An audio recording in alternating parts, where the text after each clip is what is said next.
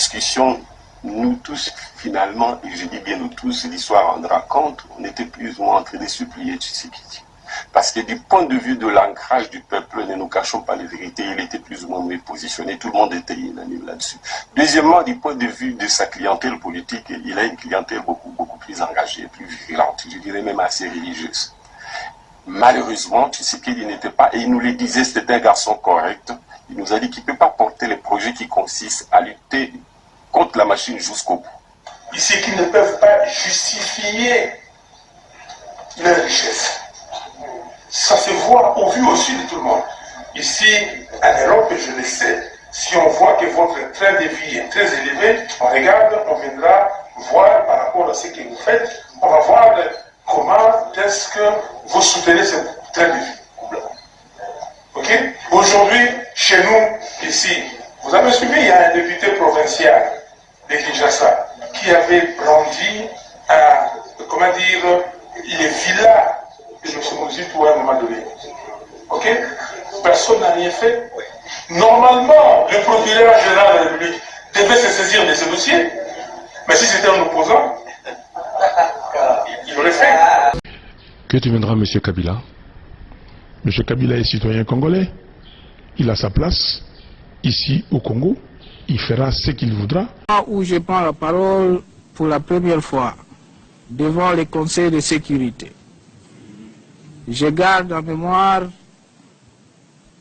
la date historique du 24 janvier 2000, où son Excellence le Président M. Laurent Désiré Kabila, se fondant sur la résolution 1234 du 9 avril 1999. Les maîtres mots chez nous, s'il n'y a pas de revanche, il faut savoir que nous avons pardonné. Parce que nous sommes des chrétiens. Et les deux premières valeurs des chrétiens, c'est un, l'amour, deux, le pardon. Moi, Félix Antoine Tshisekedi Tshilombo, président de la République, je dédie solennellement en ce jour la République démocratique du Congo entre tes mains, ô Éternel notre Dieu. Et soumets ma nation tout entière à ton autorité suprême. Assis-toi sur le trône de ce pays et règne en maître absolu. Sois le roi du Congo et prends la place qui t'est due. En ma qualité d'autorité spirituelle, selon qu'il est écrit, toute autorité vient de Dieu, et en professant ma foi comme enfant de Dieu, j'annule toutes les paroles négatives qui ont été prononcées sur ce pays. J'annule toutes les malédictions, quelle que soit leur provenance, et je déclare que les ténèbres ne régneront plus jamais sur la RDC. Le Zaïre dans sa diversité, et Ningi Koloba, Outina au Zaïre, Outina Kiv, Outina Chab, la Kassai orientale, Kassai occidentale, Bandundu, Bazaïr, Équateur, au Botama na Kinshasa, aux Alinani, aux Ali Zaïrois. Au Longui na Kinshasa, au Kenya Équateur, aux Aïna Mbokanayo. Longui na Ozaï, au Kenya Bazaï, aux Aïna Mbokanayo. Baoyo balingi lisusu kotia biso na makambo ya tribalisme, bolobela bango bino jeunesse, non. Pena okaki, mokonzi na bino a répété makambo ngana lobaka non, ilingi koloba N-O-N. Nyen. Tolingi nini, nyen. Tolingi Zaïre liboke moko. Lisanga moko. Tatabo. Moko. Mamabo. Moko. Ekolobo. Moko. Partibo. Moko. Bokonzibo. Moko.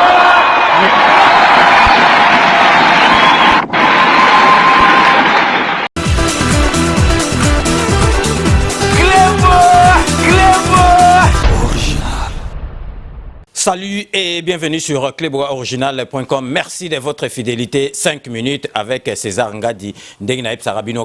Tout le monde est d'accord et il en restera ainsi pendant longtemps.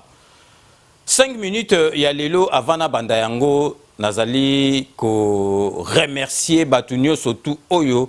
Ba komela kinga na page nanga ya Facebook et puis misusu ba benga kinga misusu batindela kinga ba SMS ba misusu ba komela kinga na ba réseaux sociaux pour na anniversaire nanga na souhaiter ngai anniversaire elamu donc mbotama elamu donc anniversaire nanga elega ki lobby le 20 août donc le lot allez le 21 nazali ko tourner émission le 21 août donc anniversaire nanga ezala ki lobby na bato mususu ba yeba kité bato mususu ba kopesa ngai lelo bon anniversaire donc vraiment et toucha kingai na motema donc j'étais vraiment très touché par cette marque de sympathie et là qui sera vraiment que batu ba lingio donc vraiment une fois de plus, Nalobi, merci et belé na batuni surtout ba souhaiter kingai bon anniversaire au elegaki lobby le 20 août. Donc avant na kota na sujet na ngai liboso nazali vraiment ko tenir pour na pesa bon retour na petit nanga ya parler donc collègue nanga en même temps papigen to le belavinga na nga kombone nanga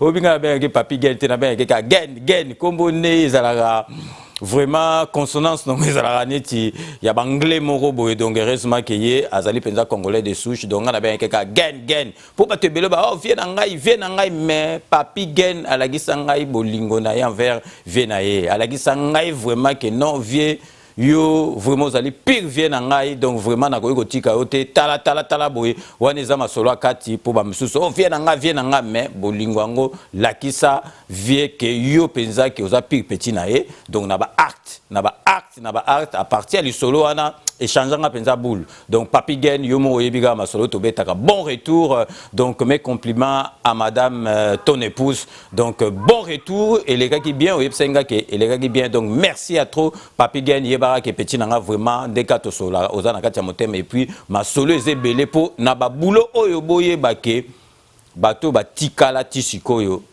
bazali ba guerrier bazali bato yo balingi musala pe bayebi musala parce que internet ezali o kota mbango ndenge pe obimilaka na même mbango o kotelaki na internet parce que internet eleki télévision na vitesse donc une fois de plus papigen yeba ke vient na yo aza vient na ondeka tokozaka donc tozali vraiment ensemble to le bela vie donc vraiment ekende kaka liboso donc ndenge kaka ezali ko salama donc musala na yo vraiment yeba ke na landaka yo na onyo surtout au salaka donc lelo tozali mercredi 21 août donc président Nabiso Félix Antoine Tshisekedi Tshilombo accueilli na Angola donc Awitaki Matadi place Salaki patronat qui premier forum où il y a énergie à makambo électricité tout ça kana souci que courant na mboka Nabiso et zonga ndengi penza et sengeli ezala vraiment parce que kanamba bebisa ki mboka Nabiso na ba domaine nyoso tout donc mboka ezali à recommencer il faut que ne malembe donc président Nabiso azafrena na boulot ya makasi me bato bazali ko comprendre en côté donc vraiment le 21 août, président Nabiso accueilli Angola. Donc, il y a un autre chose expliquer, le président s'est déplacé, te expliquer pourquoi s'est déplacé. Parce que Batumususu, Bazali, Kosa la polémique, Namakam, Oyo, Bakoui, Kosa la polémique. Donc, président Zotambola Pampa, président Naebsegi Bino, président a deux étiquettes. Président Azali, président de la République démocratique du Congo, Azali, deuxième vice-président. Il y a unité africaine donc na titre wana pe azali pe ko sala ba voyage parce que ko représenter Union africaine pe na kwa soir pouvoir na ye oyo ya mboka na biso ndeta yesika pour alakisa batu ke ye mutakomi na place ya makambo oyo kanamba zalaki abebisaki mboka ya ye na idéologie mususu pa batu mususu batikala ika na idéologie ya kanambe oyo ayebi lokote donc ya zoya na idéologie penza il faut alakisa batu idéologie oyo alingi nango ko sala donc le président na biso mercredi 21 kendaki Angola na tripartite na réunion moko entre donc Kagame Museveni na président Angola donc accueilli pour faire signer Kagame na Museveni accord oyo ya paix entre biso ba mboka wana misato parce que to lembi bato bakufaka na est na lisiko yango ne faisala sur papier yango wana sur demande initiative ya président na biso muto azoki initiative wana tango akutanaki na bango donc dernier matango bayaki matango tango bakutanaki na sele donc akutanaki na bango ayebseki bango bulu wana donc lelo bakei na ngola po ba finaliser yango témoin azala ba signer penza accord ezala penza noir blanc ba comique mutu oyo akobanda susu masolo ya mystique donc toko kwela ye na ndenge ke papier yango yo makambo signé que respecté te wana akozala susu na likambo ko aloba te po ba msusu bazokanisa ke président na biso azali yu mazo bondela Kagame non azobondela te il faut à comprendre makambo nini bandaki koleka et puis pona ko combattre mutu fo yeba ye po il faut oyeba ye o approcher ezali ki yu mate ezali stratégie politique bato bazo comprendre ba kanisa soki politique ezali kwanga na makaibu ce n'est pas ça donc politique ezali ndenge bomu siko ke Kagame akomi calme eza susu ndenge ezalaki te donc président de la République accueilli vite fait na Angola donc akozonga mbala moko lobi kaka lelo le msu na soir po accueilli a signé ce ba papier ezala clair que pe ezala na entre biso na bamboka wana misatu donc frontière na biso Kagame a signé Museveni a signé biso to signé donc to signé penza ke mutu moko te aya na ba contretemps na mboka ya baninga donc ndenge kana zali koloba peuple congolais zali ko comprendre te chance to zali nango ya kozwa président de la République ya mwana mboka ya kinwa oyo yebi makambo mboka na biso bazali komona ngo netije oyo pe azali motema malamu donc ata olingi président de la République te mututu azana droit ou bien alinga mutu oyo alingi mais ndenge na loba ikaka soko za patriote olingi penza mboka na biso ekende liboso donc il faut olinga président na biso a réussir pour mboka epusana to monaki na côté ya chango wana bana njili kota njili ndenge bazo toka mai na l'accès bino déjà na ba image bozo mona mboka na biso bino bolingi kaka mai eloko moko simple bolingi mboka na biso ezalaka bodo ba tio oyo etikala depuis époque coloniale na ndenge na kini ba tio etikala depuis époque coloniale ba changer yango te donc mai donc ezako bimate bozo mona bato bazoko no lokota donc mai bazoko ndo zwa mai on dirait ceux qui na village ni na octozali mboka neti République démocratique du Congo donc nyoso tout na président na biso musale zali belé donc malembe parce que mboka beba président zali na boulot boka ça te que ezaka donc akomi magicien avec coup de baguette magique assisi makamnyo tout non tous à la presse te malembe mais bino mo bozo mona ke tozo kene na nzela malamu donc bato belé ba polémique ki président na biso biloko tout azali ko promettre peuple congolais boye ba ke erosalama rentrée scolaire ba te bele ba lo ba ke boye rentrée scolaire c'est confirmé rentrée scolaire 2019-2020 école primaire Minerva les athées assurance les athées makambutu et zalité donc au félé. Du 22 au 24 août, Kinshasa abritera les travaux de la deuxième table ronde sur l'opérationnalisation de la gratuité de l'enseignement de base, sous le haut patronage du président de la République, Félix-Antoine Tshisekedi Tshilombo. Le ministre intérimaire de l'enseignement primaire, secondaire et professionnel, Emery Okunji, tient à fixer l'opinion sur la faisabilité du processus. Le gouvernement de la République a supprimé tous les frais qui étaient payés par les parents. Le Minerval, les frais de bulletins, l'assurance, les frais d'identification des élèves. Tous ces frais-là sont pris en charge par l'État congolais, par le gouvernement de la République. Il y a des frais qui sont fixés par les provinces en concertation avec les comités provinciaux de l'EPSP. Ces frais-là sont aussi supprimés. Cela nous amène à mettre en garde tous les chefs d'établissement, tous les responsables des écoles qui s'hasardent à percevoir, à obliger au jour d'aujourd'hui, avant la tenue de la table ronde, aux parents des enfants de payer certains frais. Cela a des conséquences dramatiques dans la mesure où ils peuvent faire payer aux parents les frais qui sont déjà supprimés.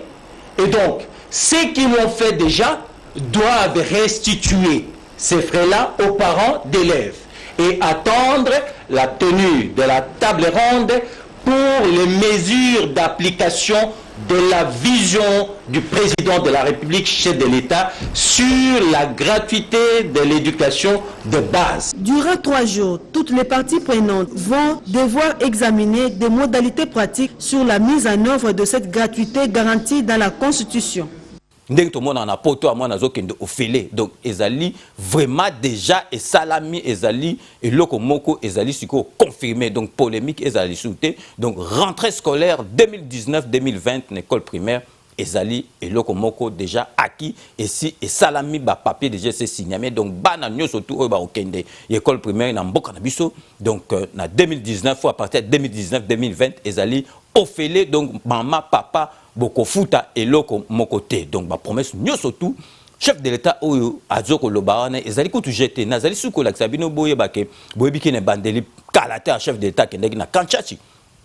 Poyaza na sita oyawana akene na Kanchachi amoni nengi ba soldat ba militaire bazali ko vivre kanamba ba no mona normal na ba tumusu sogi ya miso akini bo mona normal mais présence zala ki choqué ba soldat bo mona na kan o mususu wana zala ki ba soldat maezala kate. Les hommes sous le drapeau méritent mieux et le chef de l'État Félix Antoine Tshisekedi en a conscience. Dans son discours d'investiture, le commandant suprême des forces armées de la République démocratique du Congo a promis l'amélioration des conditions de vie des hommes en uniforme. Et ces travaux d'amélioration de la desserte en eau potable dans les camps Kokolo s'ajoutent à ce vaste programme qui a débuté au camp Tchachi qui s'est poursuivi au camp Kibomango. Motif de joie pour les épouses et familles de militaires qui ont tenu à remercier le chef de l'État qui vient par cet acte de mettre fin à un calvaire qu'elles vivent voilà des années.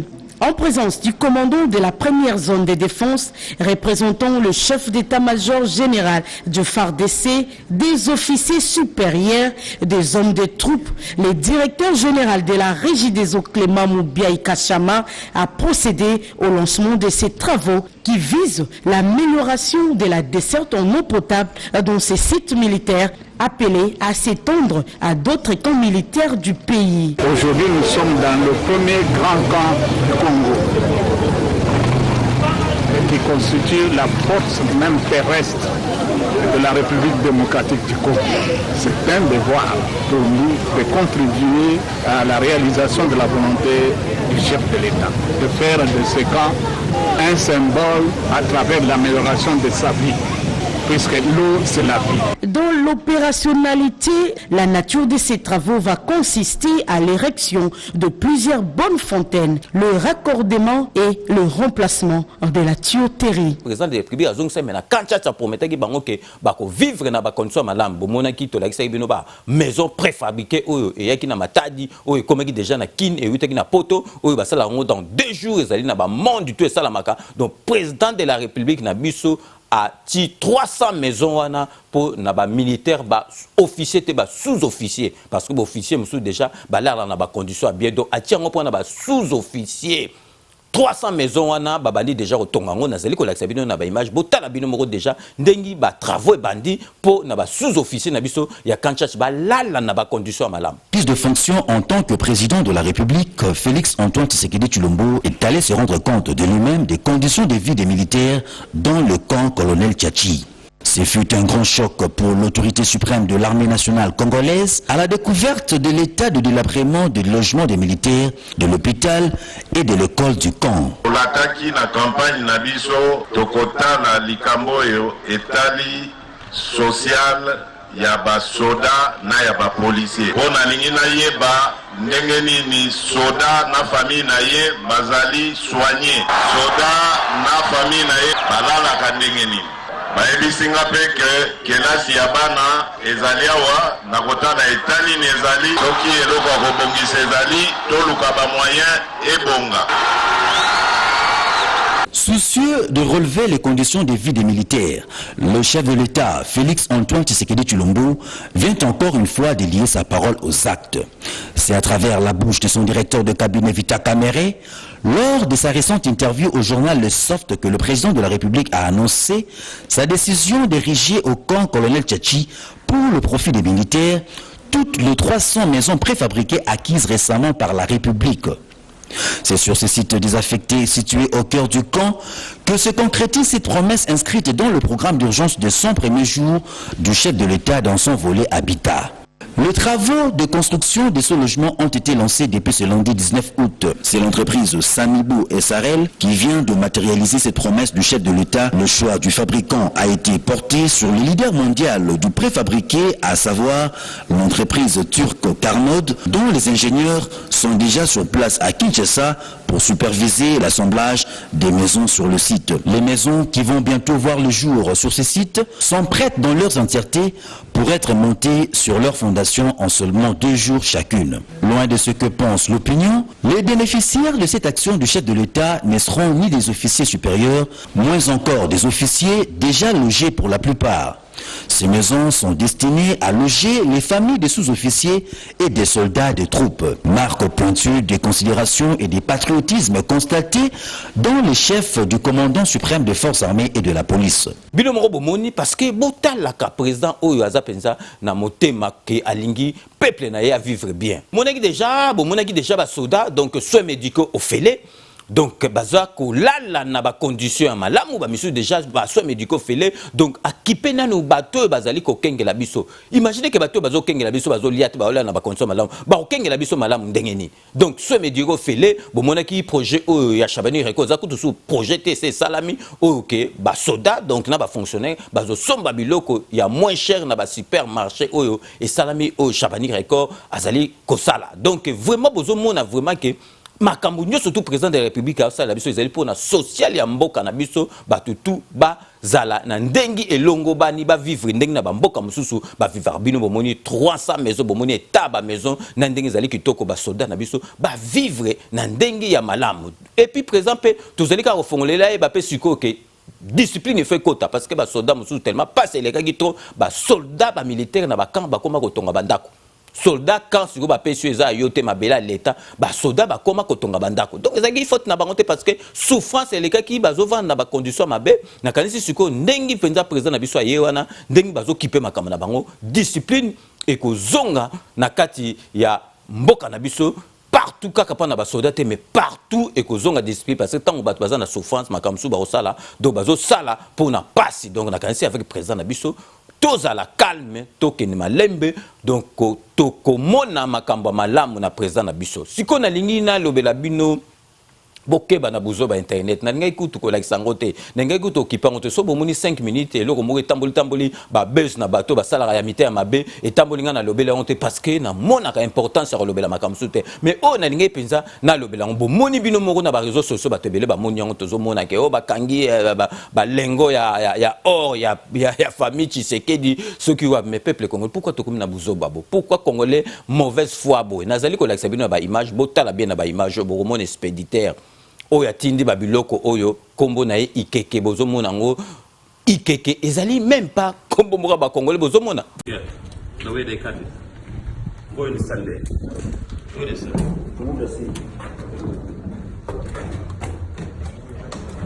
you go inside there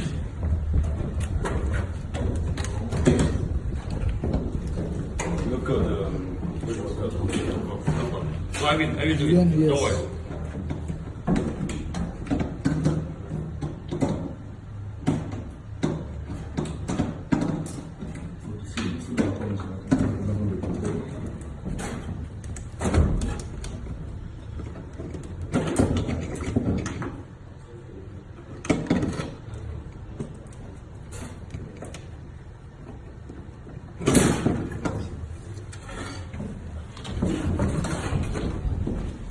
This is the seal, the security seal. We are going to break it to show you the goods.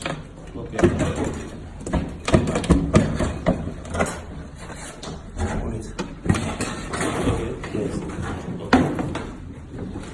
You move. So you can move.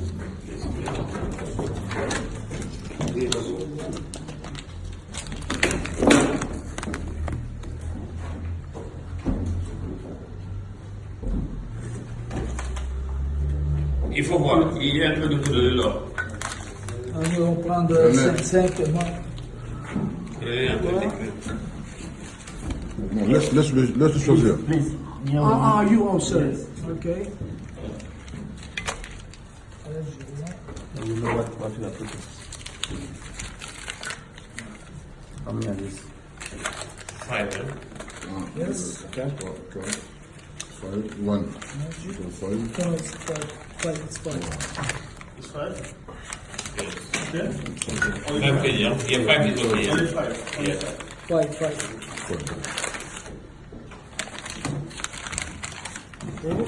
Until 4. This is 5, right? 5. Okay. Okay, bye-bye. This is the five, huh? Yes, excuse me. Okay. Hold it. Hold it. 2,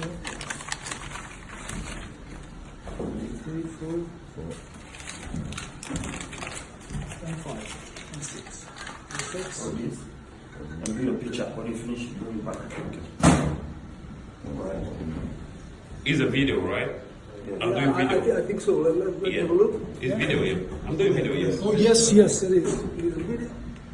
Okay. Turn on play. It's okay? We get this 6 to make the proof, and tomorrow morning we make Was that for 5, 6? 5. this. Okay. Five. So what we will put 1.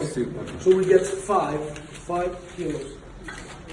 Bongo président donc famille présidentielle ngo ezotinda na kombona bokeba na makambo oyo internet donc soki biso ne tozala penza biso tozali be esprit mabe parce que internet biso toyebi yango tongo bando créer ba biloko moko kutu bokoko ndima internet bakoko créer lo biloko moko vraiment il faut bosala attention na makambo na zozong sa biso botala ke balengo oyo ça n'a rien à voir na président na biso puis eza ya makamba mboka na biso te botala bino moko enveloppe mundele wana simbi douanier wana simbi botala kombo oyo ezali wana bosala quand même bofongola miso botika émotion bakosaka bino facilement te bakosaka bino facilement te bino moko bomoni na zongseli bino bomoni na enveloppe wana expéditeur ezali famille présidentielle te ezali ba kombo moko ya mboka na biso te nazali kolakisa bino sous photo moko ya gingo ya salaki montage pour alakisa bino ke makambo oyo ezalaka te déjà en passant na pesi vraiment gingo donc patriote munene oyo vraiment tozalaka na kati ya Facebook bota la photo oyo ati na bato akala est-ce que gingoyi akoya kozala na bato akala pour alakisa bino ke montage ezali facile na internet bokeba bato bozala mayele so balakisi bino eloko internet bokeba bozila 5 minutes soka lobi nde bozongo d'accord na alakisi bino lisusu est-ce que gingoyi azalaki na bato mais bozomona ya vandi na katikati na bango donc bokeba babiloko ebele bomonaka na internet nalingi susu nazongela makambo oyo ya gouvernement parce que tozali toujours en attente ya gouvernement bomonaki mikolo ito leka wa semaine oyo eleki président de la République avec premier ministre Ilunga pour ya kopesa ye ba makambo suka ya ba kombo oyo ezali suka na tant premier ministre abimi libanda tango premier ministre abimi libanda boyokaki oyo ya lobaki président de la République apesa ki ba critères oyo ako respecter pour na ba ministrable yo ba ko kota na kati ya gouvernement n'importe qui a ko kota te donc bo confie donc premier ministre a confirmé que président de la République a pesa qui ba critère oyo a ko respecter yango wana a première nino yaki ba rejeter qui ont passé ba critère wana ezaki respecter te bino moko boyoka en sortant ya audience premier ministre ndenga lobby ndengi bakuta na président ndenga lobby ke ba critère wana il faut ko respecter ngo bato ba kozana kati ya masolo ba fakwa ba kozala te bato ba nyokoli biso ba kozala te bino mo bolanda premier ministre Ilunga oya lobby en sortant de l'audience avec le président de la République Félix Antoine Tshisekedi Tshilombo. C'est l'une des dernières discussions entre le président de la République et le Premier ministre avant la sortie du gouvernement tant attendu. Ilunga Ilunkamba est venu ce lundi rendre compte au chef de l'État de l'évolution du processus de constitution du prochain gouvernement. Respect de critères de sélection, Félix Antoine Tshisekedi tient encore et toujours à ses directives. Le Premier ministre, lui, le sait pertinemment et s'y emploie. Au moment de quitter le bureau du chef de l'État, le patron de la primature, Serein, annonce un dénouement dans les prochaines heures. Le président de la République, chef de l'État, avait fixé des critères qui reprennent tout ce que vous venez de dire. Et je crois que très bientôt, dans 1 ou 2 jours qui suivent,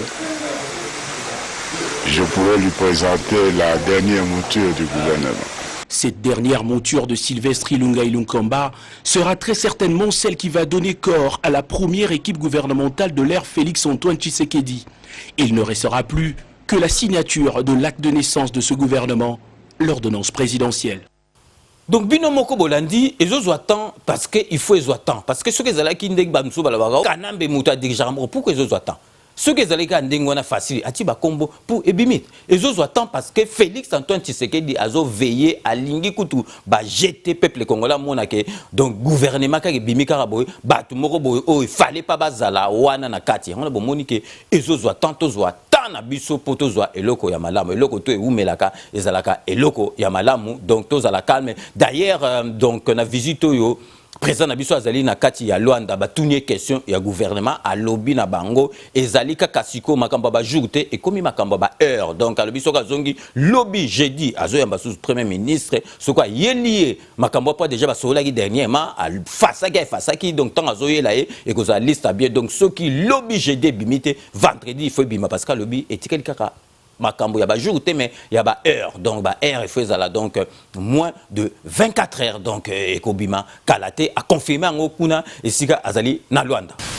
Mais je crois que c'est une question d'heure et si tout va bien demain je recevrai le Premier ministre avec la première mouture de la composition du gouvernement et si celle-ci est avalisée on pourra en fin de journée annoncer évidemment la composition du dit gouvernement. Donc tout va bien, comme vous pouvez le remarquer. La session extraordinaire du Parlement qui va examiner, qui a pour ordre du jour d'examiner les mandats des députés récemment validés, de valider le programme du gouvernement et donc d'investir le gouvernement. La session extraordinaire, disais-je, est déjà ouverte. Elle va s'étendre jusqu'au 7 septembre prochain et d'ici le 7 septembre, normalement, nous devrions avoir le gouvernement. Naningi na yebisa bino omoni soki na vande moko zo pesanga pasi na ma na motema omoni ndenge biso to bimaka liboso na bino bo tozeli poto kitisa bino motema poto kitisa bino ba mitema na bino poto lobela bino makamoko ya malamu oyo ekosangisa biso mais ata olingi président de la république te ezana problème te président de la république na pesa exemple moi na nzambe yezu batukutu balinga ete batu babomai kaka bato bazalaki ne tout okoki kolinga ete ezali normal okoki kozala opposant ezali normal mais siko okoma tina niveau ke olingi président de la république te ozofinga na mama na ye est-ce que mama ne étalien na makambo nini ya politique oyo mwana na yazo sala est-ce que mama na ye mutazo sala politique ou bien mama na na biso moka taba bantu omoni te keza penza bien te ngandi na telmi bubena na ofinga mama mutu penza na yebo atanga no tozo enemi na finga mama butu mama o penza bango mutu bazalaka lelo soki ndenge ozobota kangi makolo okobima na vite mama mutu azo mwana muke azo oyebi danger te azo sala il faut to respecter ba mama. Olingi président de la République te ozo finga mama na est-ce que eza normal makama ndengwana ezali penza normal na biso penza ba africain eza normal te ezali passe na mawa mais ka soki ezali likambo o s'apprendre na président de la République o s'en prendre na ye mais ko toucher ba parents na été et puis ba parents neti mama zali loko ya osakana na été mama zali mama oyo penza to ko se peut-être bango ba pesa biso vie le losoki mama lingi o bima na bomoité okobimate tozala na respect vraiment peuple congolais na sengi bino pardon tozala distraité to tika makambo tozali nango parce que tozali na makambo ezali ko ya ezali ya makasi koleka parce que mboka na biso ezali mboka moko il faut ba bandela na ba niveau tout il faut que bandela banzela ba courant ba mai makambo ezali ebele to tia président na biso maboko po to s'en sortir to koma kokende neti ba pays mususu ekendaka na sengi na bino penza pardon mingi to lobaka makambo oyo ezali na tina koloba to tika kokota ba distraction to tika ko sala ba polémique to tika ko sala ba makambo ezanga tina kaka po bato ba mona ke président de la république a salima be au président certes na yebsaka bino bato tout ba ko linga Félix Antoine Tshisekedi te. Il faut tout ça la revendication donc combat na biso za ba revendication to koko ça l'opposant ils ont un problème te to koko critiquer mais ndenge na lobaka ils a ba critique mo il faut ça constructive pour épesa président na biso na batu tout oyo bazo sala ke ba kende liboso président na biso abunda itumba abenga na banguna oyo bazali na mboka na biso to tika la biso moko asala musala oyo ya le peuple d'abord pour to kende ne sika oyo ye idolo oyo alingi to kende ne sika oyo ye azali ko mema mboka na biso bino mo bokanisi vraiment avec Félix Antoine Tshisekedi na kanisi to kende na nzela ya malamu. Nalingi na loba parce que bato belé bazali ko comprendre te chance tozana ngo ya gaillard otozu penza que président de la République mwana mboka pe ya pamba te donc azali mwana ya opposant munene ya mboka na biso et puis Kinois Kinois et puis moi na poto azana misu ya mawa et puis motema malamu bokanga mitema tokanga mitema tozala calme tokene mbango te tozala calme président oyo tozuwana nzambe mutatindeli biso ebomona ka ndenge akoti na pouvoir ndenge makambo ezali koleka ezali nzambe mutalingi Congo ayokela biso mawa ezali kaka makambo politique ezali pe spirituel donc tozala calme na sengi na bino tozala calme makambo tout tozali ko souhaiter ate ko salama 100% je pense que même 70% même 80% et ko salama. Donc avant na émission nazali ko recommander bino vraiment parce que moko na regretera émission malamu biso na Kleboa original to sala ba émission littéraire to sala ba émission ya législation to sala siko émission au docteur Monganga Jean-Paul Jambazali ko sala ezali po na santé na biso. Ezali po na santé na biso parce que ngai ndenge nazalia na kasi batu musuba yebi nga na kufeli batu au bout de 3 ans na kufeli ba yaya donc na moni ndenge mutu avani na mbetu ti azosi la tina suka donc santé makambu tout lo baka na mukilio soki santé za bien te papa mama yaya leki okosala eloko te donc tant santé zalinga le temps na zolobela bino pour santé za malamu soki santé za bien te okosala eloko te ozana projet moko te okomika na idée no ke santé na yo ebonga makamususu okokipe lisusu te donc pour na intérêt na biso pour na santé na biso chronique wana ezali neto elekaka na ba TV na biso ya ba poto et plus de cela bazo expliquer bino na lingala na recommander bino vraiment bolandaka tolobela santé ya Monganga Jean-Paul série oyo azali na makambo ya maladie ya mitu parce que ba congolais belé tozoko yeba te tozoko tambola na balabal mingi bazali na ba malade bomoni émission oyo elekaki azolobela maladie ya schizophrénie donc na tcheli bino ka extrait na sengi na ba o balanda gite balanda yango parce que a expliquer makambo ndenga expliquer ka sito schizophrénie eza masolo moko donc soki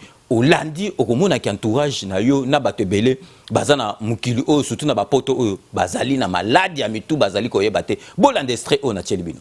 Schizophrénie eza malade ali boma siko malade ali boma wana bazo explicango schizo elingolo banini schizo bazo komango S C H I Z O schizo elingolo ba coupé phrénie elingolo ba esprit donc na mukuse bazo ba esprit coupé ya monde schizophrénie siko bandeko na ngai na ba maladie oyo tozoloba il faut sikona bana ko expliquer bino ba signe ndenge no koyeba ke mutu oyo azobela mutu sikoyo na ba signe wana tozana o ba bengi symptômes positifs ya maladie oyo tozana symptômes positifs na ba symptômes négatifs symptômes positifs eza ba signe positif. Et nous avons des symptômes positifs. C'est-à-dire que symptômes positifs à part maladie, ils ont des manifestations où ils ont l'accès que perception habituelle, l'environnement ils ont des soucis à monter. Comment décrire les symptômes positifs? Il y a une définition. Symptômes positifs, bilembo oyo komona ke mutoyo abeli liboma ezamo ebele. Na kotangela bino quelques bilembo oyo eza courant tout en sachant que bande konangai bilembo nazoloba to ba signe to ba symptôme nazoloba eza ko varier d'un individu à l'autre signe zepanangai et cause ali pas mutu mususote to mutu mususu ako développer o ba bengi ba symptômes positifs el mususu ba symptômes négatifs signe ali boso bande konangai ezali idée délirante. Ba idée délirante ezanini o balbaka délire ezanini délire eza bande konangai idée o zo mipesa o eza vérité donc c'est à dire que idée o eza adapté na réalité te yango de délire bon délire to comment ko banaliser ngo muketo lo ba mutazo sala ba délire na mais yeba que ceux qui oza na ba idée ya délire to idée délirante c'est à dire que oza couper na réalité makambozo kanisa ya solo meza solo te ozo misala ba film ya onde délire so mutazo misala ba film mutwana bakolo bake azo délirer c'est-à-dire que délire ezali ozo misala ba idée o ezali réalité te ya onde délire alors signal bosso ya liboma ezali ba idée délirante siko idée délirante wana eza na ba thème ebele bande ko ngai donc idée délirante wana eza na ba thème ebele c'est-à-dire que ba thème eza nini thème ekozala sentiment ya persécution ozo mona neti mokili mobimba bayinio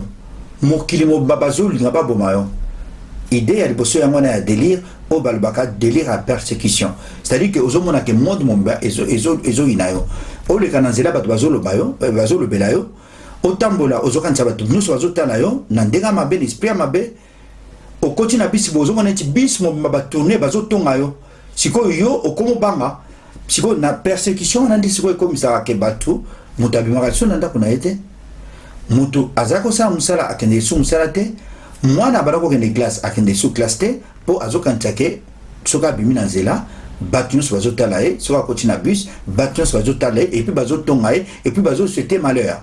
Donc bino moko bolandi extrait vraiment ezali émission moko nazali ko recommander bino et les kaka na site na biso donc kombo na yango tolobe la santé ya monganga Jean-Paul vraiment bolandi yango na tiela rabino pe ba bande annonce donc ezali émission moko po na intérêt na biso moko ezali po na santé na biso makambo susu soki to yebi yango to ko éviter makambo susu et yela rabiso. Donc na komi presque na suka ya émission na ngandenge na lobaka, je vous laisse le soin d'en tirer vos conclusions et de me faire parvenir vos commentaires comme d'ailleurs vous en avez l'habitude de faire. Donc j'espère que j'ai été vraiment à la hauteur de vos attentes. Donc sur ce, je mets fin à cette émission. Merci de l'avoir suivi. Nous allons nous retrouver avec grand plaisir dans 24 heures pour un nouveau numéro. Comme je dis toujours, je reste toujours friand de vos commentaires, de vos observations, suggestions, pourquoi pas critiques. Donc n'hésitez pas à me les faire parvenir. Donc d'ici là, portez-vous bien et à très bientôt. N'oubliez pas, tout le monde est d'accord et il en restera ainsi pendant longtemps. Bozana labino calme tokotika la calme nambo kanabiso donc kanambe akozwa masolo na mbuchu tona dikosi. À très bientôt.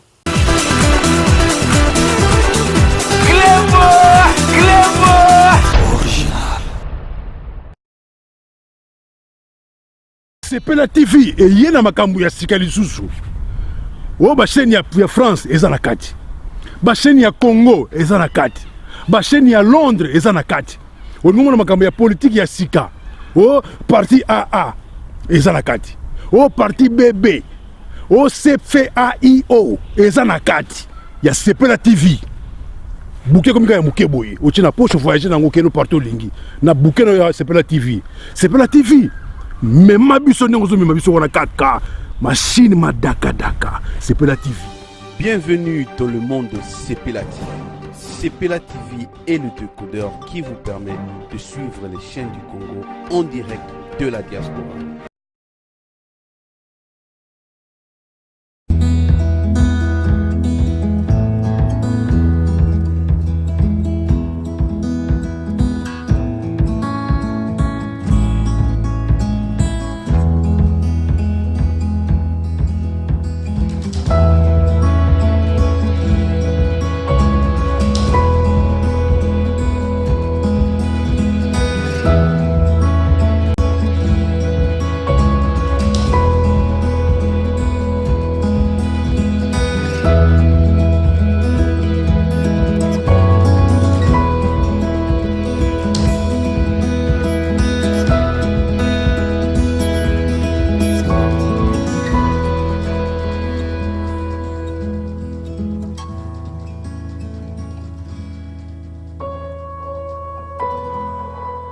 Chers internautes, il y a Kleboa original, contrôle technique, et ça émission na bino ya sika o ebandako s'est passé.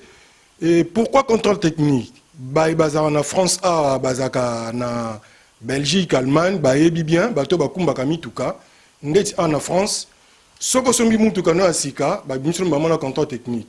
Mais soko sombi mutuka ya occasion, to mutuka nini, il faut les contrôle technique, c'est-à-dire ba checker, ngo ba contrôler. Ba eba soki eza na anomalie, soki eza na problème moko. Ba ça la contrôle technique, ezali pour la sécurité na yo moko et conducteur. Eza pour la sécurité ya batu oyo, batambola na nzela ba piéton, donc eza pour la sécurité ya environnement. Supposons que otambola pe la mutuka no bonakata autoroute pe omona, pas mutuka pe katela nilio. Donc problème pe ko zo yo. Alors, contrôle technique na France c'est ça la mara chaque 2 ans. Après 2 ans, il faut ça la contrôle technique ya mutuka na yo. Soko sali contrôle technique à mutuka na yo et que ba monio na moi problème soit msusu phare eza na problème to franc et to logo moko oyo ça la contre visite donc c'est-à-dire ba ozong sango lisusu ba réparer yango Yangwana s'inspira qui nani wana comme un sociologue na s'inspirer na moi technique wana. Eza na bato belé baza kolekana na ba média, baza kolekana na TV na radio, surtout na internet. Auti na ndako na lamuki asukole longita egamba moko a diffuser bino information à lukuta. Alors on a que conscientiser bino to zonga na nzela. Ozala pour Félix, ozala contre Félix, mais diffuser les bateaux, vraie information. La vraie information répond à la formule qui, quoi, quand, où, comment, pourquoi et avec quel effet. Au batang sabition sur la classe de Ebi. Ceux qui peuvent éviter, tout na bateau ba Ebi. V César Nga Diazali a coupé la kisayo. Comment créer une information? Au taper au luki ba journaux, luki ba livre au tangi, au léo yaka boudi ki boudi, au tchel bat information lukuta, ba tout temps batalaka en premier lieu, et zakana ba victime. Mutatali mbala moko makanisine baby. Or yonde mutu au bomi. Et le gars médecin a vu qui s'y amabe, a tubi bato ba kufa. Bato batika la sima, tant vérité goya mais vérité et goya la sima mais ba dégâts et ça la maka. Yango on a bi contrôle technique et pour na ko corriger, pour na ko redresser, pour na ko essayer pour conscientiser. Quiconque veut passer à cette émission, il nous appelle sur le numéro qui est affiché là-bas, en bas, oui, on s'enregistrer. Même si tu es un chroniqueur, ce que l'ingo défienga vient alors au défienga d'une manière intelligente. Ce que vous allez pasteur à tricherté, yaka, tout ça une mission. Ce que vous allez politicien, tu viens. Ce que vous allez musicien, tu viens. Et alors, au monde qui est en Oleki, peut-être quand ça qui m'a bien, mais peut-être au bimisot au bitala, au ezabomoni, qui est de corriger, au raison de la norme, contrôle technique et pour Nabino. Tout le monde est d'accord ici à Paris sur Clébois Original, contrôle technique, désormais dans vos maisons. Et alors, bon, ça vous rend très bien. Merci, je vous remercie. Sepela TV et yena makambu ya sika lisusu. O ba chaîne ya France ezana kati. Ba chaîne ya Congo ezana kati. Ba chaîne ya Londres ezana kati. O ngomona makambu ya politique ya sika. O parti AA ezana kati. O parti BB. O CFAIO ezana kati. Ya Sepela TV. Bouquet comme ya mukeboye. O tina poche voyager na ngokeno partout lingi. Na bouquet ya Sepela TV. Sepela TV. Mais ma biso n'engozo ma biso wana 4K machine ma daka Sepela TV. Bienvenue dans le monde de Sepela TV. Sepela TV est le décodeur qui vous permet de suivre les chaînes du Congo en direct de la diaspora.